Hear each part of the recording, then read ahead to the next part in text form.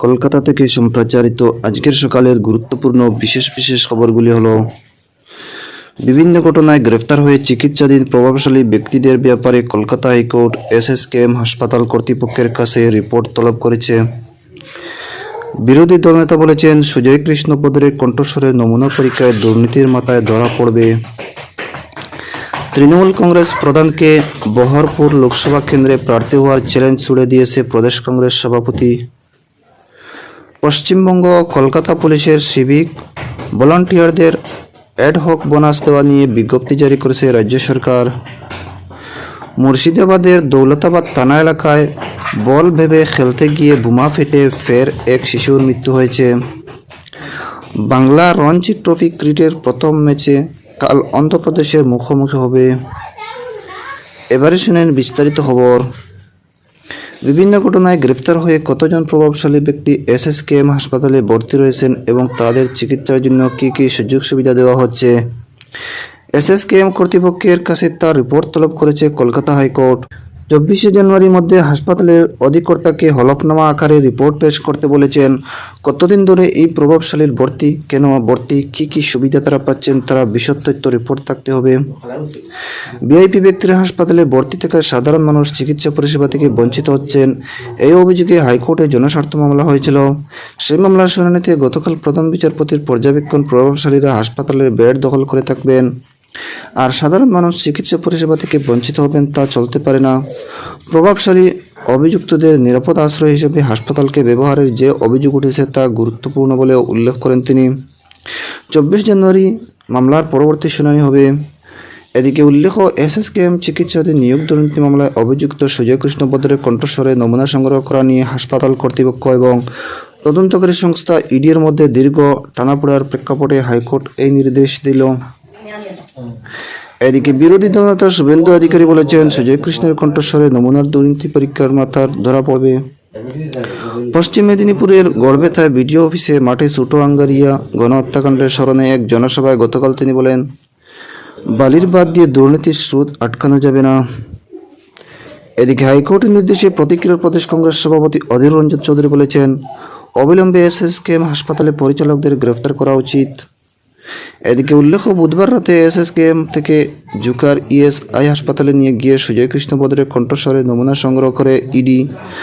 Sample forensic lab তার সঙ্গে ইডির তথ্য প্রমাণে থাকা ভয়েস ক্লিপিং মিলিয়ে দেখা হবে। এদিকে লোকসভা নির্বাচনে বিজেপির বিরুদ্ধে ঐক্যবদ্ধভাবে লড়াই করতে বিরোধী জোট আইএনডিআই এর শরিক দলগুলির সঙ্গে আসন রফা নিয়ে আলোচনা শুরু করেছে কংগ্রেস। সূত্রের খবর, রাহুল গান্ধীর ভারত জোড়ো ন্যায় যাত্রা শুরু হওয়ার আগে আসন ভাগাভাগি চূড়ান্ত হয়ে যাবে বলে কংগ্রেস আশাবাদী। এদিকে 14 জানুয়ারি শুরু হচ্ছে রাহুলের এই ন্যায়যাত্রা। এতে সামিল হওয়ার জন্য জোটের সব দলকে আহ্বান জানিয়েছেন কংগ্রেস। ইম্ফল থেকে মুম্বাই এই যাত্রা পশ্চিমবঙ্গ সহ 15টি রাজ্যের 6,700 কিলোমিটার পথ পাড়ি দেওয়া হবে। তবে তৃণমূল কংগ্রেস এতে যোগ দেবে কিনা তা এখনও স্পষ্ট নয়। এরই মধ্যে প্রদেশ কংগ্রেস সভাপতি অধীর রঞ্জন চৌধুরী বহরমপুর লোকসভা কেন্দ্রে তার বিরুদ্ধে বুটের লড়াই চ্যালেঞ্জ ছুড়ে দিয়েছেন। তৃণমূল কংগ্রেস প্রধান মুখ্যমন্ত্রী মমতা ব্যানার্জির দিকে কংগ্রেসকে 2টি আসন ছড়ার যে কথা বলেছেন মুখ্যমন্ত্রী, তার কড়া সমালোচনা করেন অধীর। এদিকে বিজেপি আসন্ন লোকসভা নির্বাচনে গত 9 বছরের কেন্দ্রীয় সরকারের জনকল্যাণমুখী প্রকল্পগুলি নিয়ে প্রচার চালাবে। পূর্ব মেদিনীপুরে দলীয় কর্মসূচিতে যোগ দিতে গিয়ে গতকাল বিজেপি নেতা কেন্দ্রীয় প্রতিমন্ত্রী পঙ্কজ চৌধুরী জানিয়েছেন, বিশ্বের দরবারে দেশকে তুলে ধরতে সরকার এই উদ্যোগ নিয়েছে, সে বিষয়টিও মানুষের সামনে তুলে ধরা হবে। এদিকে 100 দিনের কাজে কেন্দ্রীয় সরকার টাকা দিচ্ছে না বলে তৃণমূল কংগ্রেস যে অভিযোগ করেছে, সে প্রসঙ্গে শ্রী চৌধুরী বলেন, প্রতিটি প্রকল্পে সরকার যে অর্থ দিয়েছে তার ইউটিলাইজেশন সার্টিফিকেট বা হিসাব দেওয়া বাধ্যতামূলক। পশ্চিমবঙ্গ সরকার সেই হিসাবে দেয়নি বলে বরাদ্দ বন্ধ হয়েছে।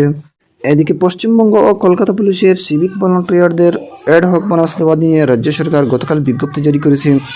এতে বলা হয়েছে, 2022-23 বোনাসের পরিমাণ 2,000 টাকা থেকে বেড়ে হচ্ছে 5,300 টাকা।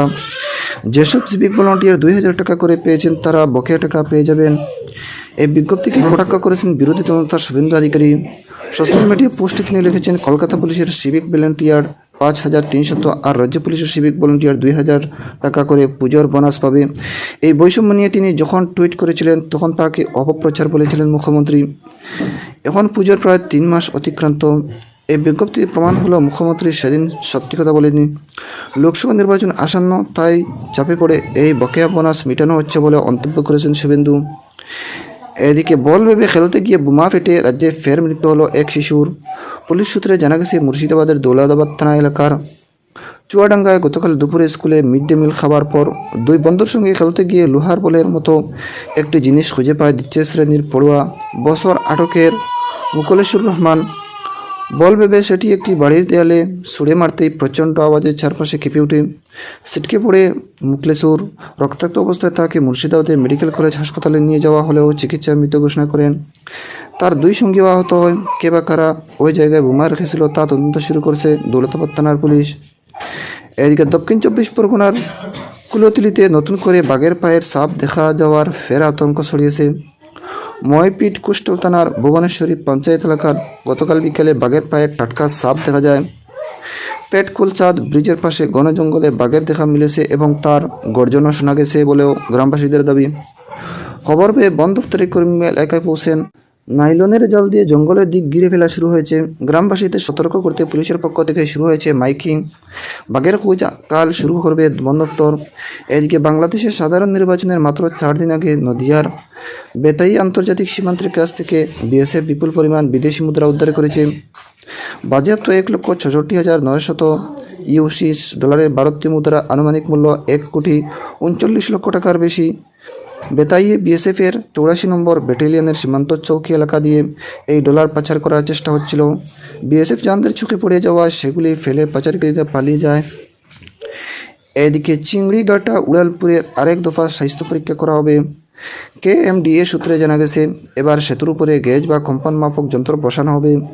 সেতুর উপর গাড়ি চলাচল কতটা বার পড়েছে বা কতটা কম্পন হচ্ছে এতে তা ধরা পড়বে। এর জেরে উড়ালপুরে কী কী সমস্যা হচ্ছে তাও বোঝা যাবে। নিয়মিত কম্পন মাপক যন্ত্র পরীক্ষা করে সেই অনুযায়ী পরবর্তী সিদ্ধান্ত নেওয়া হবে। উল্লেখ্য, মাঝেরহাট ব্রিজ ভেঙে পড়ার পর রাজ্যের সবকটি উড়ালপুরের স্বাস্থ্য পরীক্ষার সিদ্ধান্ত নেওয়া হয়।